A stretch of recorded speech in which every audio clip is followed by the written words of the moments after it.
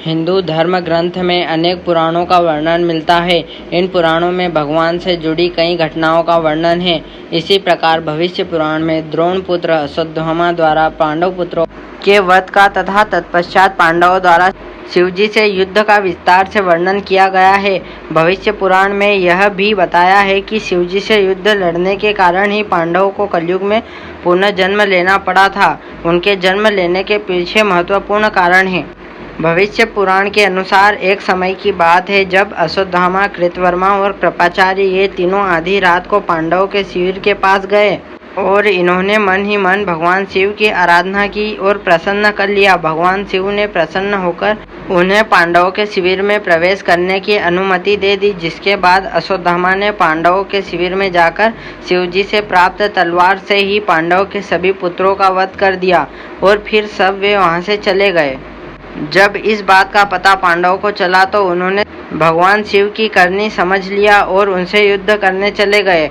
जब पांडव शिवजी से युद्ध के लिए गए तो शिवजी के समक्ष जाते उनके सभी अस्त्र शस्त्र भगवान शिव में समा गए और शिवजी बोले कि तुम सभी श्री कृष्ण के उपासक हो, इसलिए तुम्हें इस अपराध का फल इस जन्म में नहीं मिलेगा, परंतु इसका फल तुम्हें कलयुग में मिलेगा और इसके लिए तुम्हें कलयुग में फिर से जन्म लेना पड़ेगा। सभी पांडव भगवान शिव की यह बात सुनकर दुखी हो गए और वे इस विषय को लेकर श्री कृष्ण के पास गए। तब श्री कृष्ण ने उन्हें बताया कि सभी पांडव पुत्रों में से कौन सा पांडव कलयुग में कहाँ और किसके घर जन्म लेगा। भविष्य पुराण के अनुसार युधिष्ठिर कलयुग में वत्स्य नामक राजा के पुत्र बने और कलयुग में उनका नाम मलखान था। कलयुग में भीम का जन्म वीरण के नाम से हुआ। वे वनरस नामक राज्य के राजा हुए। कलयुग में अर्जुन का जन्म परिलोक नाम के राजा के यहाँ हुआ और उनका नाम ब्रह्मानंद था। कलयुग में नकुल का जन्म कन्याकुब्ज के राजा रत्नाभानु के घर हुआ। उनका नाम लक्ष्मण था।